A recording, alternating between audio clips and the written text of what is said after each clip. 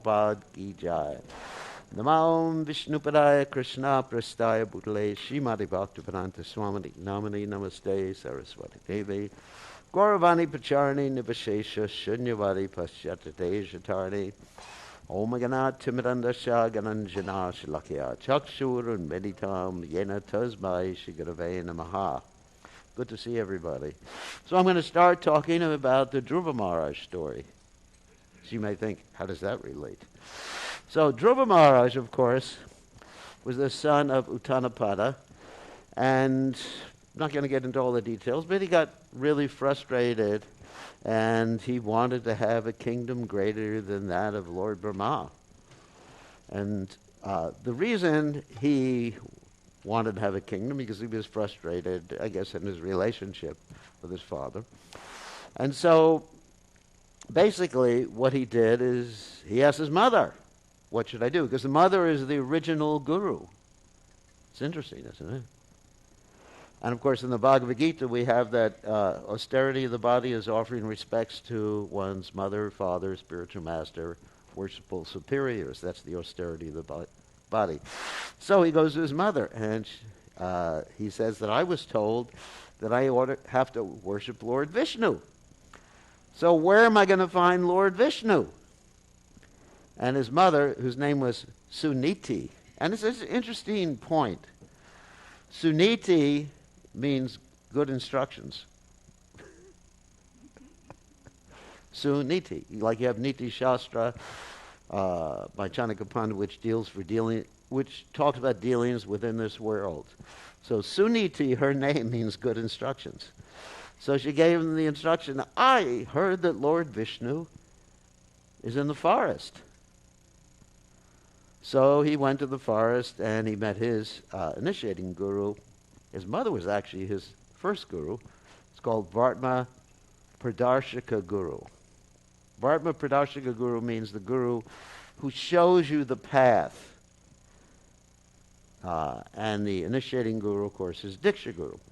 So she said she showed him the path, and then, of course, he got initiated by Narada Muni, and he started chanting Om Namo Bhagavate Vasudevaya, and ultimately he saw the Supreme Personality of God. I'm going very quickly through this pastime. Was able to offer many beautiful prayers to the Supreme Personality of God when he saw him.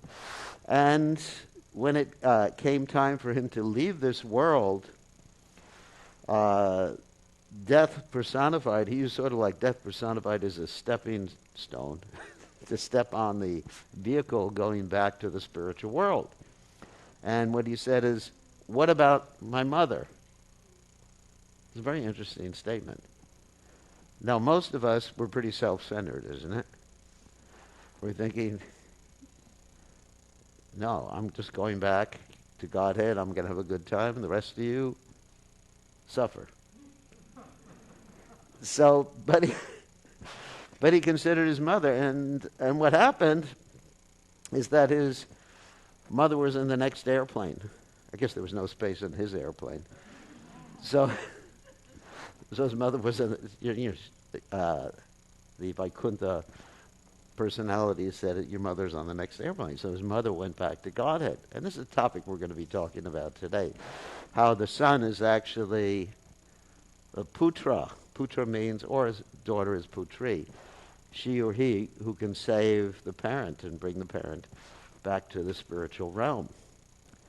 Because of the amount of service the mother, and of course the father, and other relatives have done, therefore it is the child's duty to actually serve the parents. That's an interesting thing. That's something, of course, I heard from my mother from the very beginning. It's your duty to serve me. But in order to serve someone, one has to know what's the best thing for them. Let's say if you have a very sick person, anyway. I have one disciple right now who has COVID, and she ate ice cream. And ice cream is not the best thing for people with COVID. So you may think, oh, you should get her more ice cream. No. The best thing for people with COVID is, anyway, very light diet, soups and things like that. So So you really have to know, or like a doctor has to know what's the best thing for the patient. Like if you ask me, sometimes people get sick and they ask me, what medicine should I take? And I said, I'm not a doctor. There was a devotee who was sick with COVID, and this devotee asked me, what should I do? What should I take?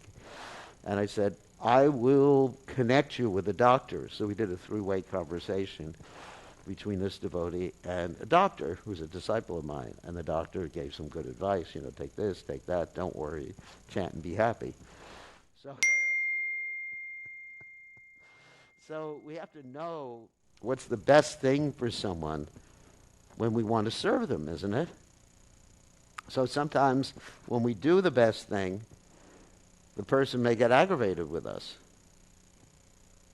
And sometimes that's love. Even in my childhood, my mother would say, I'm doing certain things, chastising you, training you up, forcing you to go to school, because I love you. And I was thinking, boy, I wish you didn't love me that much. And now I realize it was because she loved me. She was doing the best thing in spite of my kicking and screaming of not wanting to do the best thing. Just like Srila Prabhupada's mother, for example. She had to hire someone to drag Prabhupada to school, because Prabhupada didn't want to go to school. And I guess his father was more lenient with Prabhupada. So there was this guard. Imagine you have to hire someone just to carry your kid to school, even though Prabhupada didn't want to go to school. But obviously it was good that Prabhupada went to school. So the mother actually thinks of the welfare of the child and is ready to sacrifice her own welfare for the benefit of the child. And so the son, to reciprocate with the mother, has to be ready to do what's necessary to help the mother. And we're going to talk about that today in relationship to certain things that happen. But I'm going to read some quotes from Prabhupada, which I put together, about a mother's love. It's like the second Mother's Day of the year. So about a mother's love. And actually, I saw that in relationship with my mother, and this is what it means to actually be a mother. And many of you have experienced this too. And another point I'm making is that sometimes when you're serving your mother, just like when the mother is serving you, she does things that you didn't want her to do. So when serving your mother later on in life, you have to do things that she may not have wanted you to do, like I did joining the Hare Krishna movement. Well, I'll tell a few stories in between. Like when I joined the Krishna consciousness movement, like 2 centuries ago, the last millennium, last day of the Lord Brahma. So, 1971, my mother was so shocked that, of course, when I joined, Prabhupada was there. That really convinced me to join. I met Prabhupada 5 days or 7 days after I joined, and it was Prabhupada who got me to join the Krishna consciousness movement. So, all right, so I joined the movement. Prabhupada comes, I'm in ecstasy, and my mother is really in anxiety. What has my son done? Joining the Hare Krishna, what is this cult thing, So she immediately drives up to Gainesville, Florida to see what her son has done. And not only to see what her son has done, she, out of her love, she spends the night in the Hare Krishna temple. And now the Hare Krishna temple at that time was not so developed. It was like an old building with 20 brahmacharis living in one room and 20 brahmacharinis living in another room. And we had a basement. But the interesting thing is in that basement, that's where Prabhupada stayed. I mean, it was a nice basement. We had it all cleaned up. When Prabhupada came, we painted it, we cleaned it up, we rented a bed. So 1 day or 2 days after Prabhupada came, there was my mother. And she stayed in the same rented bed that Prabhupada had stayed in. You can imagine such mercy. And she spent the whole night at the temple, attended the whole morning program. But unfortunately, I was so fanatic at that time that I did some things that shocked her. Because naturally a new devotee, and I apologized to my brother for this, actually yesterday. I apologized. I said, I was really crazy. New people, they're pretty fanatic. Later on, they get some brains when they get older. I was only 21, not fully developed. So what happened is that we were taking prasadam, and it was very simple in those days in the movement. We would always sit on the floor, and our plates were sheets of wax paper. You probably remember this at Purvati. And, the wax paper naturally got pretty soaked from eating it. But I was just like, this is prasadam, it's wonderful. I'm eating with my hands, which is, sorry, Krishnas. And my mother's looking, oh my God. Later on I had visited her in her house, and I was eating with my hands. She said, that's like an animal. Because, the West, you don't really appreciate that. You can't eat with your hands unless you're eating some flesh or something like that. So I was sitting there eating prasadam. Very, this prasadam, non-different from Krishna. It's Krishna's mercy, everything like that. And then I spilled some water. And I was thinking, this water is also prasadam, it's Krishna's mercy. And my mother was sitting there in a chair watching us all eat. And I thought, I can't let this water stay on the floor. So I got down on my dundabutts and started slurping the water off the floor. There was out of devotion. And my mother was going, oh my God. I've paid, this child's done everything for him, sent him to the university, paid for his education and everything like that. And here he's slurping the water. It's lucky she survived that day. Because so much devotion, real care. But, and I was just so insensitive at that point. Later on, I got to appreciate my mother more and I loved more. And she got to appreciate me more after I became a normal human being after 25 years in the Hare Krishna movement. So it was... And actually, my parents got really worried. I'm skipping ahead what I had planned, but anyway. My parents got really worried. At a particular time, they wanted to arrange for deprogramming because they thought, I'd gone off the deep end. I needed a psychiatrist. So, several things happened. My brother told me that there were plans to do that. And so one time I went to visit my father and my mother, and I went into the house. My father introduced me to his friend, Dr. Freud. It wasn't Dr. Freud, but, some psychiatrist. I want you to meet my friend. Then all of a sudden, my father disappeared for about 3 hours. And there I was on the couch. How do you feel? Great. And then I asked the psychiatrist, how do you feel? Do you have any goal in life? I said to the psychiatrist. This is it. And what's your ultimate goal? He said, well, just to be happy. And he said, do you know how to be happy? I said. And so by the time I was finished with the psychiatrist, he was ready for deprogramming too. So he said to my father, there's nothing I could do with him. So I really wasn't able to explain properly to my parents and to my brother really what I was doing. And, it took years and years and years for them to understand why I was doing what I was doing. But what I'm trying to talk about is like the love my mother had for me and my reciprocation for that love. So I'm going to read some quotes from Prabhupada about a mother's love for her children.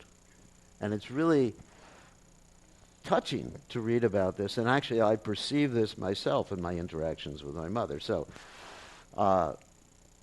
Prabhupada says, for often we observe that a mother's loving concern for her adult child is not always justified by actual danger to the child. A grown child may be wealthy, competent, and healthy, and yet the mother's loving concern continues.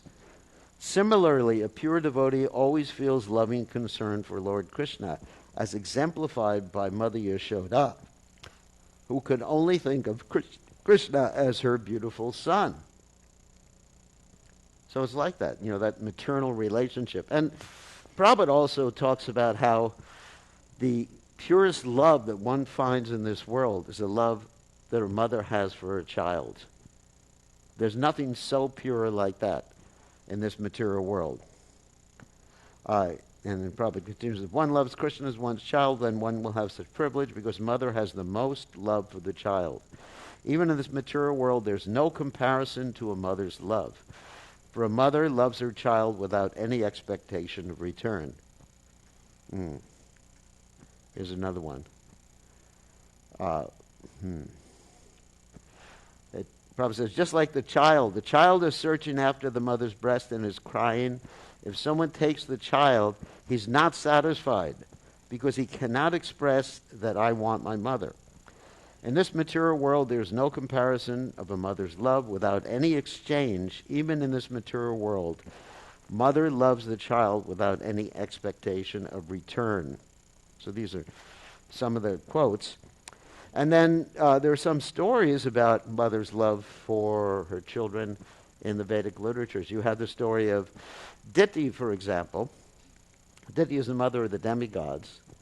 And her son Indra was deprived of his heavenly position because the demons had defeated the demigods and taken away heaven from them. And so she performed these really strong austerities called payovrata. That means living just on drinking milk and making a lot of prayers.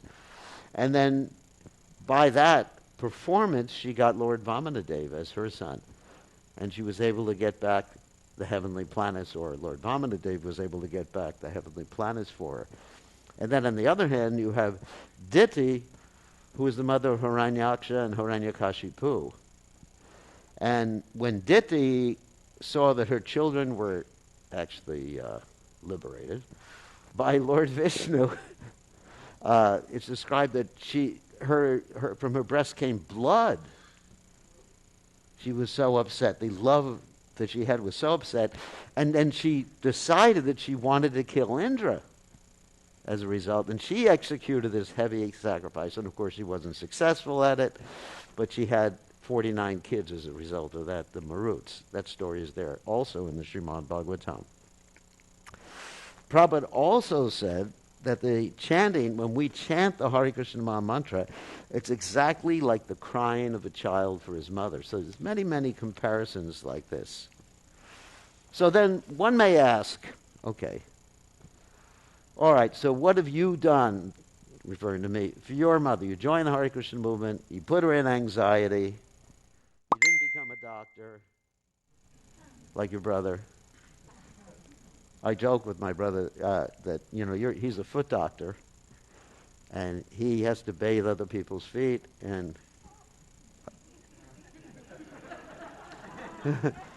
anyway, when I go to people's houses, you know what happens. Anyway, so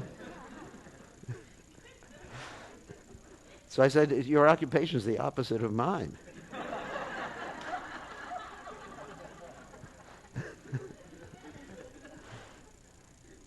Yeah.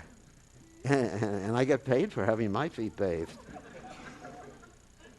So anyway, so he also gets paid for bathing other people's feet. But anyway, so it's an interesting occupation.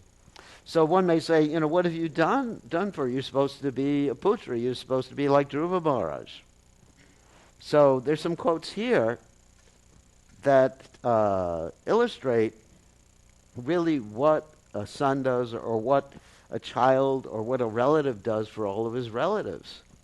And generally these quotes are in relationship to Hiranyakashipu and Prahlad Maharaj. In fact, you find when Hiranyakashipu left his body in a very fortunate way, Prahlad Maharaj the only thing he asked for from his father, from Lord Nrsingadev, was for his father's benefit and for the benefit of everyone.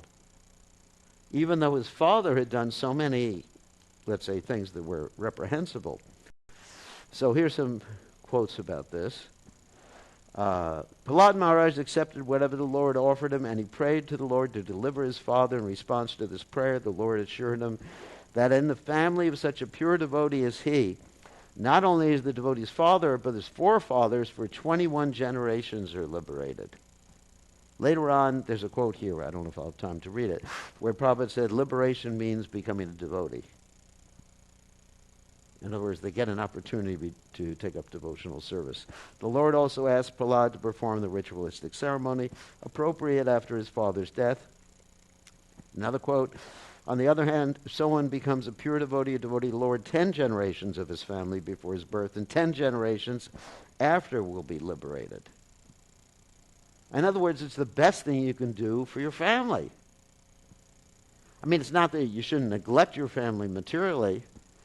You should always have a loving relationship with your family, but the best thing, you're asking the best thing you can do. You know, sometimes, and I know even in Indian families, it's like that the parents don't want their children to become full-on devotees. They're afraid. They're thinking to become a full-on devotee means, you know, living like a brahmachari. No, you don't have to live like a brahmachari. You can go to the university, you can get your PhD, you can have a family like that. But sometimes, even in India, I mean, I remember we had some people, some children who wanted to join the Krishna conscious movement. Their families, in order to save them from the Krishna conscious movement, sent them away, you know, even though they really wanted to be Krishna conscious. So the parents should understand the best thing for them is to have a child who's a devotee. It's like one sandalwood tree in a forest makes the whole forest fragrant. So one Vaishnava in a family makes the whole family auspicious. My father, before he passed away, he said to me, he said, I know I've been successful in business because of your devotion. He realized that. I mean, but for years, he didn't understand, but it took some time. It took some time for him to understand. So this is not just a Western phenomena that I'm talking about. This happens in families of people from India, too. I have some parents who are actually devotees, but they don't want their children to be. As I said before, being a devotee doesn't mean you have to be like me, fanatic. Or sannyas, because people have this conception, being a devotee means you're sannyas, you have to give up everything. But actually, we believe in yukta vairagya. Anasha dasha vishayanyataha upayunjata Krishna sambandhe yukta vairagya muchate. We believe in using everything for Krishna's service. And so most people, 99% of the people there, are going to be married with a family. Like Bhaktivinoda Thakur, he was married with a family too. So, just another quote or two. If someone, it is confirmed by the Lord, this is from the story of King Riga, that not only does the Vaishnava's father and mother, but everyone for 21 generations got Vaishnava receives liberation. Thus, by serving the Lord, one renders the best service to his family because 21 generations are liberated if one becomes a pure Vaishnava. And here's a quote from Lord Nrsingadev. My dear Prahlad, not only your father, but your father's father, his father, up to 14 generations, all liberated because you were born in this family. So anyone who's become a Vaishnava devotee Lord, he is giving the greatest service to the family because in relationship with him, his father, mother, anyone, they will all be liberated. Just one more quote. Lord Nrsingadev immediately replied, why do you speak of your father? Your father's father, his father, 14 generations, all liberated because a son like you is in the family. So this is the benefit. If a son becomes a pure devotee, he can deliver 14 generations. That is special prerogative because he is born in a certain family. So what we can give service to the family, nation, materially. If we become a devotee, we can give the best service to the nation, to the family, to humanity. Okay, so I got more quotes, but I'm not going to read all the quotes. anyway, just one more quote between Prabhupada and a devotee named Pushta Krishna. Pushta Krishna says, one who becomes a devotee, the statement is that 14 generations of his family, past, present, and future, become liberated. So what kind of liberation does the family member of a pure Vaishnava get? Prabhupada replies, liberation means, that is explained by Sri Chaitanya Mahaprabhu, to become devotee. That is liberation. To become devotee is itself liberation. Okay. Now, I guess I'll start getting more personal. So, there's many other benefits of having a good mother, and which Prabhupada talked about. Prabhupada was very, very close to his mother. And Prabhupada said that if one has a close relationship with one's mother, especially the boys, then they will not succumb to lust later on in life. There's a very important principle which Prabhupada did talk about. And it helps one become, a mother's influence helps one become more psychologically balanced. And we did mention before the mother is the first guru, sacrifices her own happiness for her children. And here's the story about my own mother, and she's ideal in this regard. She imparted many values. The mother imparts values. My mother taught me about cleanliness, compassion. A lot of compassion, tolerance, because she was able to tolerate everything I did. Prabhupada said if one is a cheeky child, it's a sign of intelligence. So not that I'm bragging about intelligence, but I was pretty bad. Some of the things I did, I don't even want to repeat in Bhagavatam or in front of everybody. To my mother, it was just like, I got happiness by teasing her and making life miserable for her. But she tolerated me and kept doing whatever I needed, kept bringing me whatever I needed. She taught me the importance of truthfulness, always being truthful in every circumstance, the importance and value of education and knowledge. And she did give me faith in God, even before I came to the Krishna consciousness movement. A mother does that. And, of course, it wasn't exactly in the same way as we normally think about faith in God. One of the things that she told me was that I believe she believes in God because every time she wants a parking space, she would pray to God. This is in New York City. And God would provide a parking space. Of course, I told her that's because of me. You're getting that reciprocation. By my mercy, you're getting a parking space. And, when I was young, even when she chastised me, she would say, God made me do it. So there was God was always there. Even though I did go to a sort of semi-religious school when I was young, I didn't get any faith in God from the religious school at all. It was just like all history and rituals. It just didn't connect with me. But because of my mother continually talking about God, and, even things like, if I hurt myself, God is punishing you for not listening to me. I'm sure some of you from India will understand what I just said, right? Because the type of family I was brought up in is very similar culturally to Indian families. God is punishing you for not listening to me.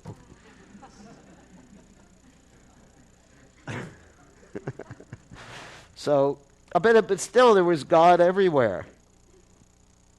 There was God everywhere.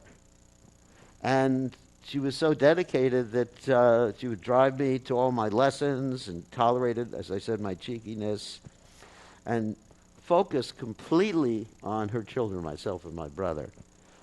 Even though she was a very educated lady, she had almost PhD, except for a thesis, several master's degrees.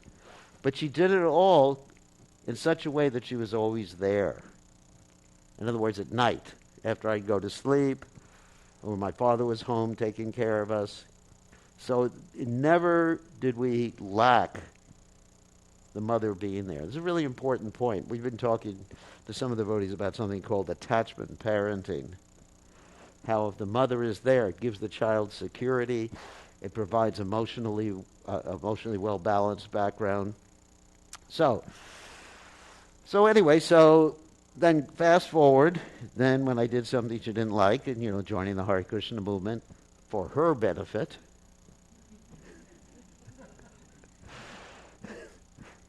she didn't understand at that point. Now she does, and we're going to tell the story about that in a second. And this story that we're going to tell in a second, and of course Tulsi Devi, wherever she is, she'll actually tell the story because she's involved in that story, will illustrate how, if you're a devotee, Krishna helps you, because ultimately the success of life is yam yam vapi smaran bhavana yajate ante kalevaram, right? Remembering Krishna at the time of leaving this world. So, okay. So anyway, let's tell a little bit more stories about my mother. So when I joined the Hare Krishna movement, she wouldn't admit to any of her friends that I had joined the Hare Krishna movement. And so when I would come to visit her, she explained to everybody that I had gone to Israel, which I'd never been to. And I had joined something called a kibbutz, which is like a communal religious community in Israel. So I would go, and she would introduce me to her friends. Of course, I dressed in Western clothes at that point. And the friends would ask me, how is the kibbutz? How is Israel? And I'm thinking, I'm not supposed to lie. So I didn't say I wasn't there. I just said, oh, Israel is very nice. I covered for my mother. Because it was very embarrassing for her. Culturally, here was, she didn't know what Krishna consciousness was, and culturally, it was just like way out. Even when I took her in to see the deities in New York, I thought, let her see Radha Govinda and she'll become Krishna conscious immediately. So she walks into this temple in New York, big Radha Govinda deities, and she says, your father should be on the altar. So, sometimes you have these unrealistic expectations. So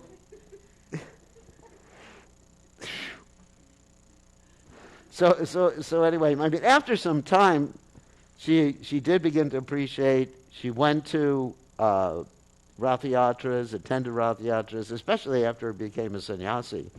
Then it became my son, the sannyasi, because I wasn't an ordinary brahmachari at that time.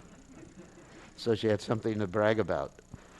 But she even went to New Vrindavan to see me in the early days, when New Vrindavan was so primitive at that time that when you walked, the mud would come up above your knees. So she came to see me in New Vrindavan, and I thought, now she's becoming Krishna conscious. And she even gave a ride to Nanda Maharaj after that. And she remembered him for a long period of time. And so then after some time, she became very, very much favorable. After she began to know me, knew the devotees, made friends with different devotees like Krishna Priya here, Tulsi here, and some of the other devotees, and I think even Gopi, my mother, right? And so she became so favorable that she decided to pay, I have a little house here. She actually paid for the house, the construction on the house that I'm living in. And so she became so favorable to Krishna consciousness. And even my grandmother, her mother, used to go to my classes when I was in Miami and cry during the classes. You remember that? Krishna Priya was there. Yeah. So my brother doesn't, my brother's watching probably and thinking, what is this guy talking about now? So, because he doesn't know these inside stories. She used to attend my classes, and afterwards, oh, I'm so proud of you. And, as a sannyasi, in the middle of class, she comes up and, hey, Grandma, I'm a sannyasi. Doesn't understand that. So, what? Yeah, we had I had a very, very close relationship with my grandmother. And anyway, so it ended up that she was extremely proud of what I'm doing. And then, fast forward, the last few years, she's actually been confined to her house or apartment in New York, and she had a full-time nurse. And I was calling her and having video calls with her and visit her during the COVID a little bit. I think one time during COVID, because I wanted to be really careful with her. And then recently, about 3 weeks ago, while I was in Fiji, and I didn't know she was going to pass away so quickly, she passed away. But I was thinking, I have to be there, and it wasn't possible to get back to her. Just impractical. It would take days to get back. So I thought, what am I going to do? And so then I thought that my mother has a very close relationship with some of the devotees, particularly Tulsi Devi there. So I said, let Tulsi go and see my mother. So I contacted my brother and I said, I want to send Tulsi. And my brother said, no. And then I was thinking, no, Tulsi has to go. I have to keep insisting. My brother kept saying no. And then I said, well, she can just go and spend just a few minutes and leave. And so he finally relents and says, okay. So I put her on a flight the next day, isn't it? I actually bought the ticket online, put her on the flight the next day. She flies up there, and Tulsi will tell you the whole story in a second, but she flies up there, gets picked up by another friend who lives in Philadelphia, drives her to my mother's apartment, goes up to see my mother, and basically lies down next to her, chants the holy names, put a glass of wine on or something like that.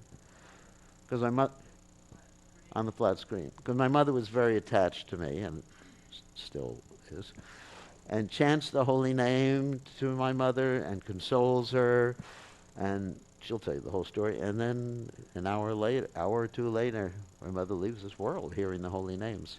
Tulsi water and Tulsi leaves and everything like that. So what you can learn from that is that Krishna really does take care of the devotees' relatives. And my brother was extremely grateful because devotees are very compassionate. Even Tulsi is very compassionate. I mean, she's extremely compassionate. She's had a close relationship with my mother for years. When I went to my mother's apartment, I just came back from New York last night, and I saw posted my mother's favorite telephone numbers, people to call on the telephone. It was just me and Tulsi. Not even, I teased my brother. I said, your name's not there. So, and so Tulsi actually was able to console my brother, console the nurse who was taking care of, and do all the arrangements and help clean up the apartment and everything like that. And my brother just said, wow, I always wanted a sister like her. He said, I want a good sister. He said that to me. And so, see, a devotee naturally has all the good qualities of the demigods. So Tulsi, I guess. Oh my God, I've never said a nice thing about her this lifetime. But anyway, so it shows that Yashyasti Bhakti Bhagavacha Kinchana Sarvaganas Tatra Samasate Surava. Harava Bhaktasha Kato Mahadguna Manorite Nasati Davato Bihi. By Prabhupada's mercy, by Krishna's mercy, we take up devotional service. And somehow or other, the good qualities manifest themselves. It took me about 50 years to manifest any qualities, but we see with the devotees who've come and they chant and they perform devotional service, it's amazing. They become saintly after some time. And, all these devotees I've been working with for years and years and years, they actually develop so many saintly qualities. And I'm just so thankful. I was thinking like this when I was in Fiji. It had not much to do with my mother, but I was thinking I'm so thankful to be surrounded by all these saintly personalities. Like this morning, we were having some sort of little party, a post-Christmas party, so we could all collect presents. Uh, and I was just thinking about Aditya Narayan Prabhu, who was like a great saint, was dedicated selflessly to distributing Srila Prabhupada's books, isn't it? And I was thinking, wow, how fortunate. Sometimes we think about the negative things in life, isn't it? And, we look at the moon and we say, look at those spots! Yuck! But the moon is beautiful. So, just think about all these great saintly devotees that we have here who are just like dedicating their lives to serving this divine, or Purvaji here, who's dedicated his life to cooking prasadam. And, I've been in the kitchen with him before. And he made me surrender to Krishna in many different ways. Because I was cleaning the pots. And the pots were flying. It's just like I had to duck every 5 minutes to avoid having lacerations on my neck. So, no, it wasn't that bad. A little hyperbole there. So the point is, we're so fortunate to be surrounded by these saintly personalities who are just like, wow, and we don't really appreciate them enough. So I've just seen that, these devotees are nice. Anyway, so that was Tulsi. She helped my mother, and then I was very, very grateful because I consider my mother achieved victory. So the passing of my mother, of course, was inevitable, and we all would like to keep our mothers and fathers with us forever and ever and ever. But for someone to achieve victory like that, to leave this world, yam yam vapi smaran babam yasate ante kalevaram tam tame vaiti konti asadat tad baba bhavata. That's amazing. And I've seen that Krishna arranges this in other this is not a unique circumstance. But I've seen that Krishna arranges this. Sometimes devotees, they go away, and then somehow or other, the last month or so, they come back to Vrindavan, and Krishna takes care of them, and they leave with devotees surrounding them, chanting the holy names. I mean, this is victory. So we should all aspire for that victory personally, and aspire for that victory for our relatives. I mean, that's the best thing you can do for your family. They often said no one should become a guru or mother or father.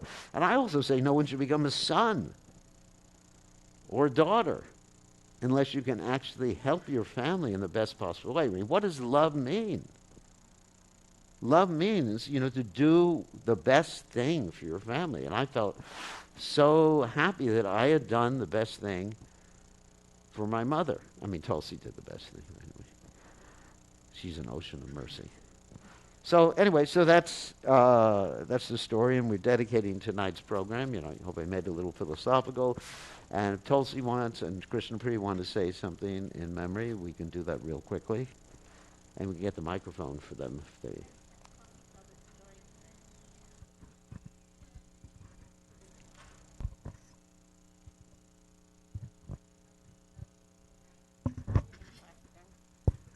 Tulsi will tell the passing, and I'm just going to speak a little bit about Gurdev's mother, Lynn Hoffman, who I first met her, like we were saying, in Miami. We had a temple on Miami Beach, and his mother and grandmother would come and visit.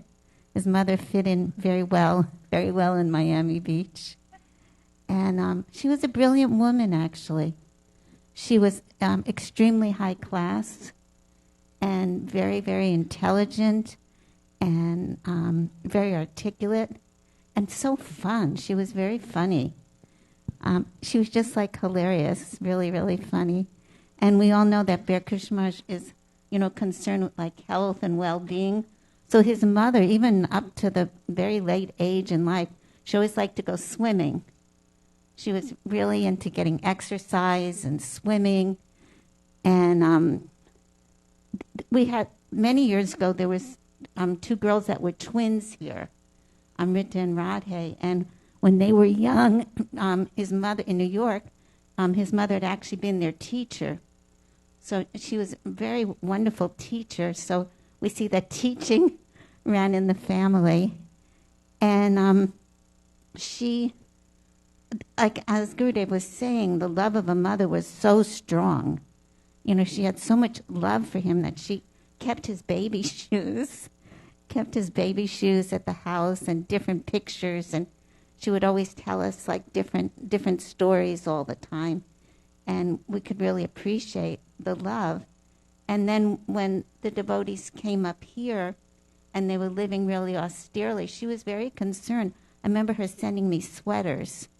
You know, she was concerned that we would be warm, and she would send sweaters. And in the beginning days, everything was very austere up here. It wasn't like it is now. And so she was always very concerned that her son would have what he needed. So sometimes Tulsi would call or I would call, and she'd be like, I know what you're up to, you know. But she always wanted to, you know, to help and to help in some way. And she did become very proud. Like, first she became proud when he was a sannyasi. Then she became really proud when he was a guru. And in the early days, how she had that mood, it said, like, about the deities. But here in the temple, she would come up into the temple for a Sunday program and associate with devotees. And I just remember something really funny, because she would always like to go, even when she was older, she would take the subway. She was so determined. This woman was so determined. She would take the subway by herself and come to the Rath Yatra. And then one year, this one sannyasi came up to me, and he was laughing and laughing. And he said, I met Bir Krishna Maharaj's mother. And I said, how did you know? He said, because she came up to me and she said, I'm looking for my son.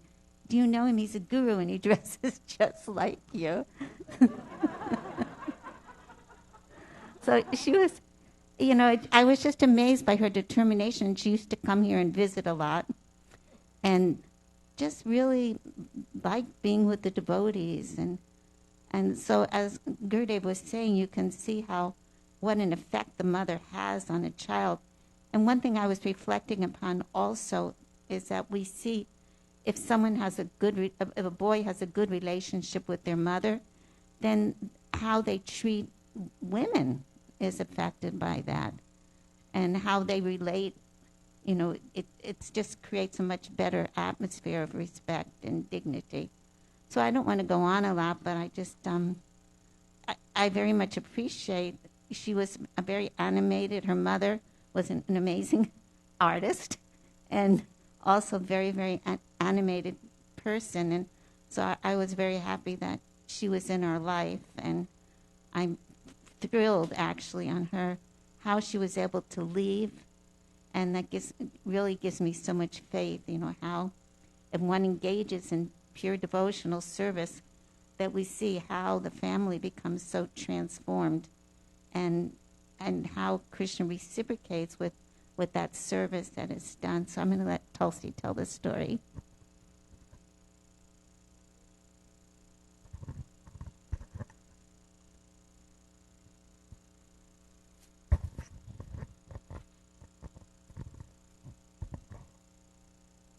All right, well, sorry I'm not a good speaker, but anyways, I just saw everything was really Krishna's arrangement, because we found out she was going to leave very soon. So, and Gurudev had really wanted to be with her at that time. But he was in Fiji and couldn't get a flight out, so he calls me up. And within a few hours later, I was on a plane flying to New York. And, you know, devotees here arranged, you know, to get me to the airport at the last minute. And devotee there drove from Pennsylvania to pick me up and drop me off. And, I mean, I just walked right in, and, I mean, I could see she only had a very short time left. And even before that, when I knew I couldn't be with her for several months, in my own heart, I was feeling like I really wanted to be with her, to help her. And so Krishna arranged that I got that as well. And so when I walked in, you know, I just went right up to her bed and put my head on her pillow and just, you know, was putting my hand on her head and just telling her I was there to help her. to help her leave her body because, it was obvious it was only a short time. And, she had different nurses coming in and, they would just look at her and then start talking about really like mundane things right in front of her. And I was just like, get out of here, This isn't the time to talk about your own life. And then her helper, immediately put on a class of Gurudev right in front of her and really loud. And so she was hearing this class, and in the class it was talking about how when someone's in a coma or unconscious, you don't talk about anything because they, the soul, can hear. And it was just so appropriate, too, because I was thinking that, and then he's talking it right there. And then he talked about how we should have that higher inspiration to help others, especially spiritually. And so Gurudev was actually there in his instructions, just speaking what she needed to hear at the last moments, because I could see she was struggling against it. And so I just spent the whole time. It took about an hour and a half that I was with her before she left her body. During that time, I just helped her work through it and got everybody out that was talking about their own lives in front of her, thinking she couldn't hear. And so I just comforted her and told her whole life was successful. She raised two very nice, excellent boys. Mac was, a doctor helping people, and of course Gurudev's a spiritual doctor and helping everyone. And her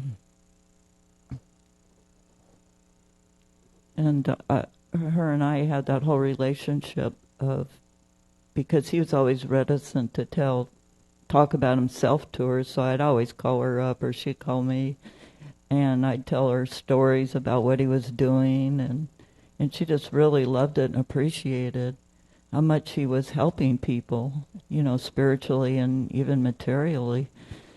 And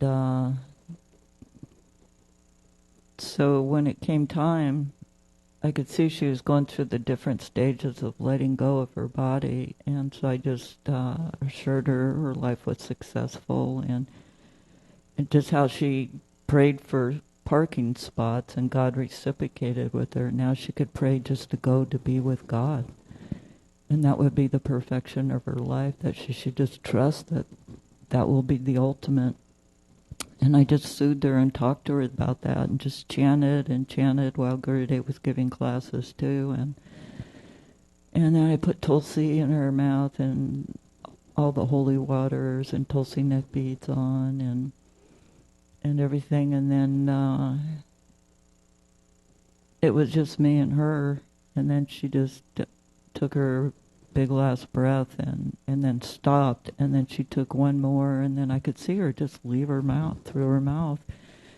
And then I just felt strongly her presence, like above the bed, just so strong, her spiritual presence, and she was so happy. I could feel this like overwhelming spiritual happiness and bliss, and that she was so grateful for the help that she got in doing that, and how God reciprocated with her. And it was just so tangible. It was just so palpable just to feel that, and just the overwhelming love and success of this soul going back to Godhead. I just felt honored to be able to help a soul, let alone speak to someone that I knew so well. And we had such a relationship, and she helped me so much. But anyways, I'm not a good talker, so. But anyways, I was just very honored to be able to be there for her. And Gurudev was really happy that, I felt honored to be able to do that on behalf of Gurudev, because he so wanted to be there. And anyways, I guess, there's a lot more I could say, but I'll keep it short. This one won't. Okay, that's good. So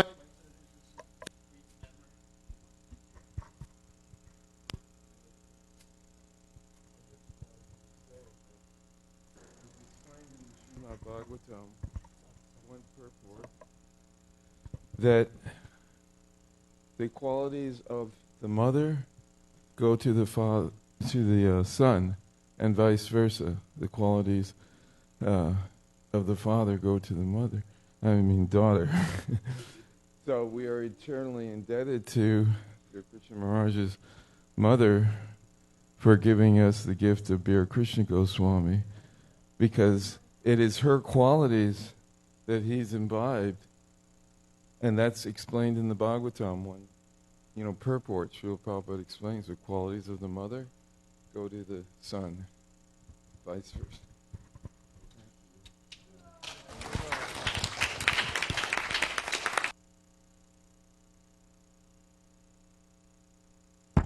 Okay. So we want to thank everybody for being so patient through this. And as I said before, my brother and I are sponsoring the feast. You're eating by my mother's mercy. And it's just success. It just gives one great hope in life to hear how Krishna takes care of one's near and dear ones, isn't it? And of course, this is all Shastric, it's just amazing. And then also gives us hope Krishna will take care of us when the right time is there. And Krishna never forgets. If someone does some service for him, Krishna never forgets it. If one time one says, Krishna, from this day forward, I'm yours, that's it. That's it. Krishna never forgets you at that point. So this is benefit of Krishna consciousness. Makes me very positive about this world, about next life, about serving Prabhupada, just hearing stories like this. Very inspiring.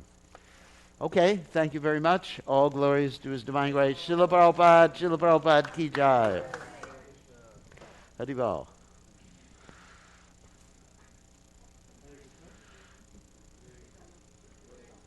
Hare Krishna. Yeah. So, Prabhu, your beats.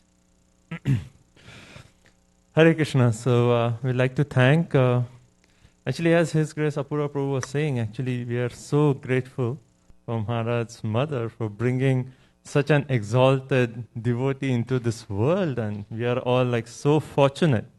Like Maharaj was talking, like how we think of the fortune of having devotee association. We are so fortunate to have Maharaj's presence, and we are so grateful for Maharaj's mother for actually bringing Maharaj into this world and blessing us all with Maharaj association. So, Haribol.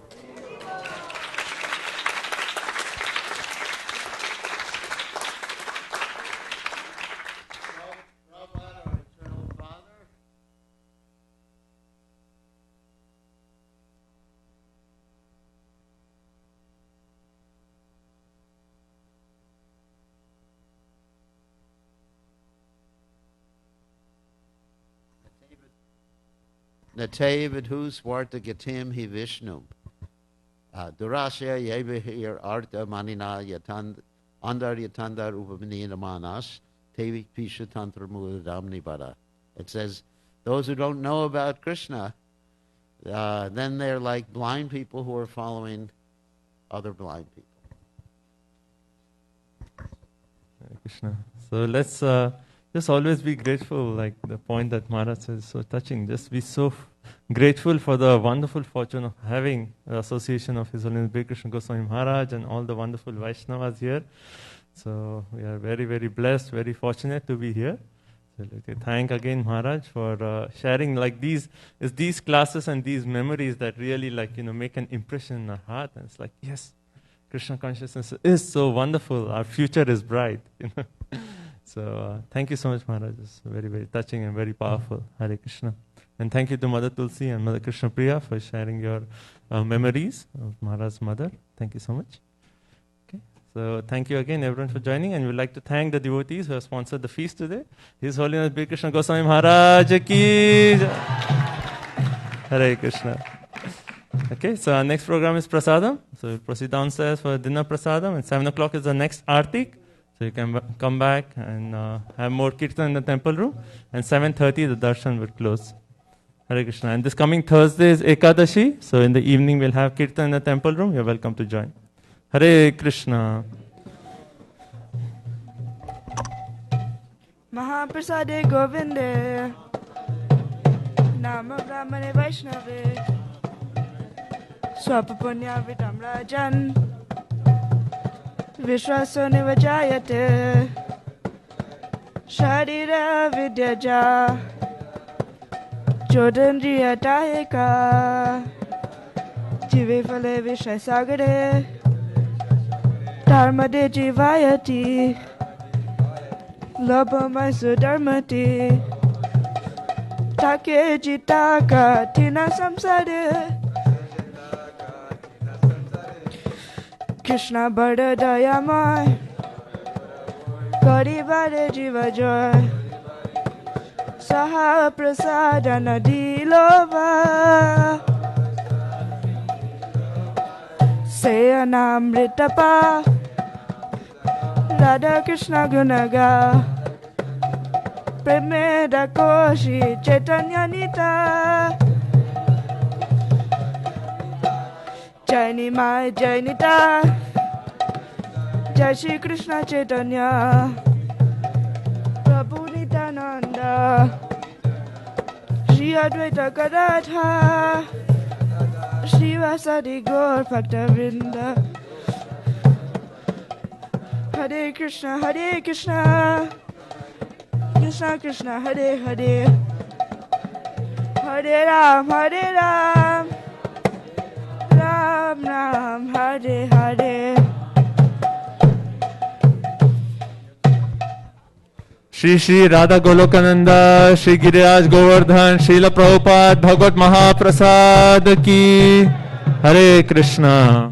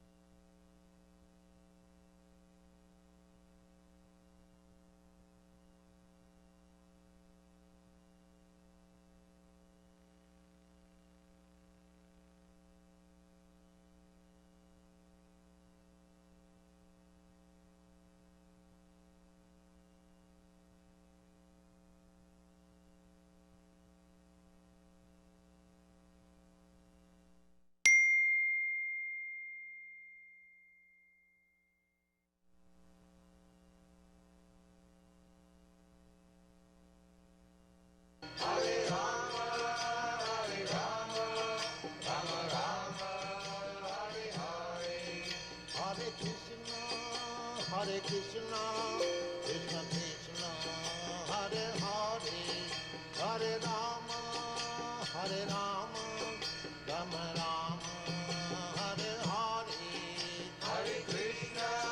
Hare Krishna, Krishna Krishna, Hare Hare, Hare Rama, Rama Rama, Hare Hare, Hare Krishna, Krishna Krishna, Hare Hare, Hare Rama, Rama Rama, Hare Hare, Hare Krishna, Krishna Krishna, Hare Hare, Hare Rama, Rama Rama, Hare Hare, Hare Krishna, Krishna Krishna, Hare Hare, Hare Rama, Rama Rama, Hare Hare, Hare Krishna, Krishna Krishna, Hare Hare, Hare Rama,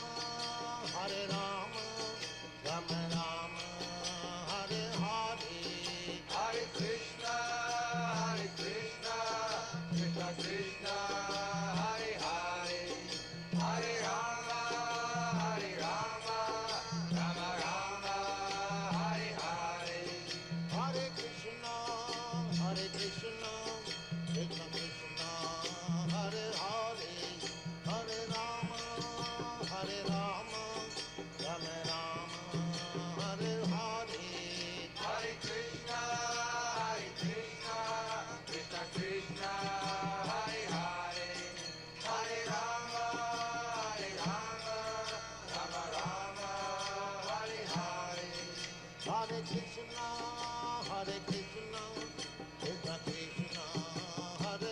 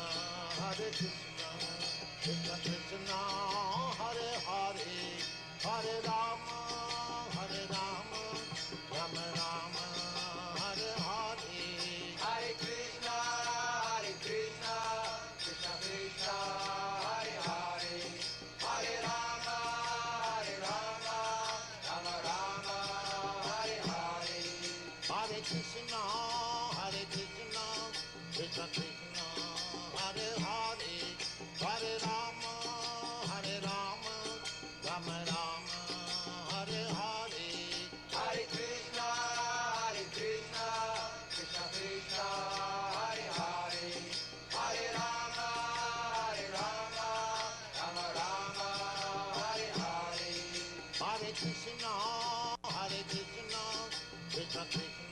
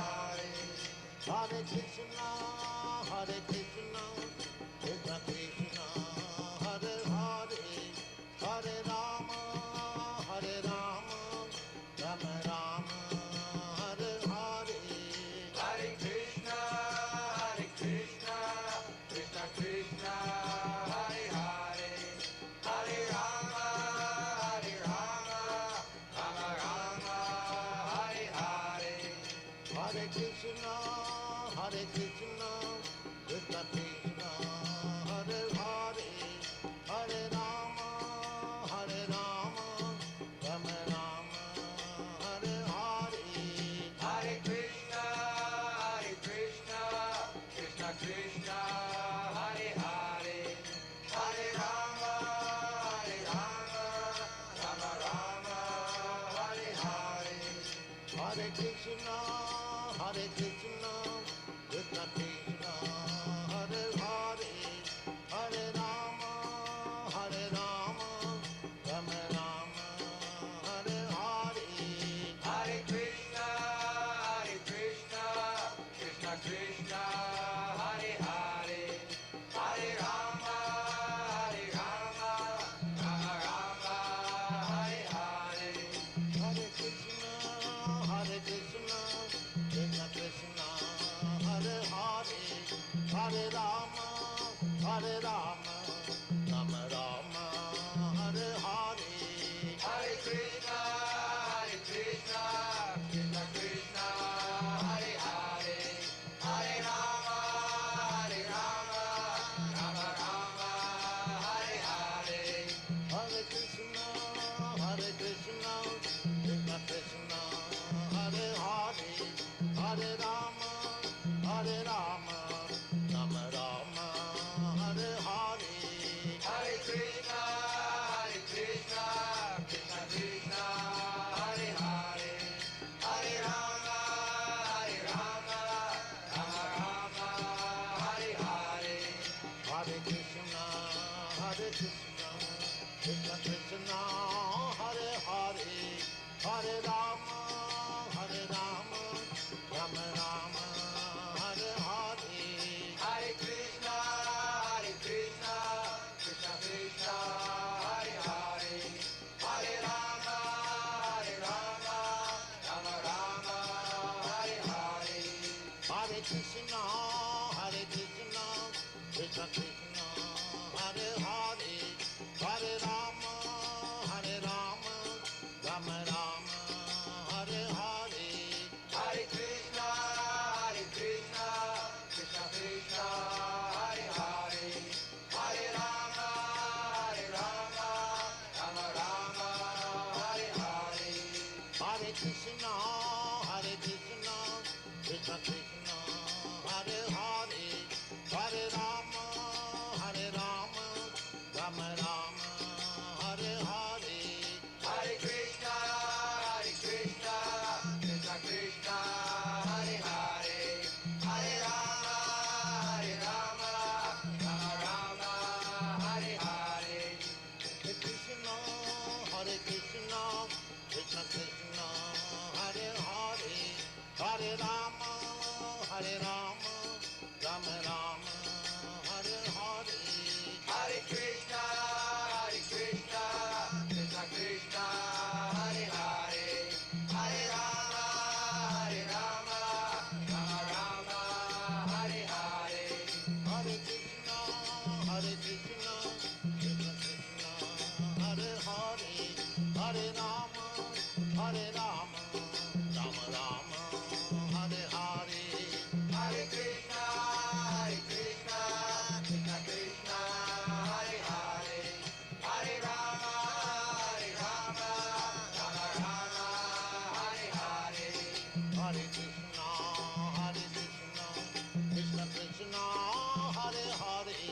Hare Rama, Rama Rama, Hare Hare. Hare Krishna, Krishna Krishna, Hare Hare, Hare Rama, Rama Rama, Hare Hare.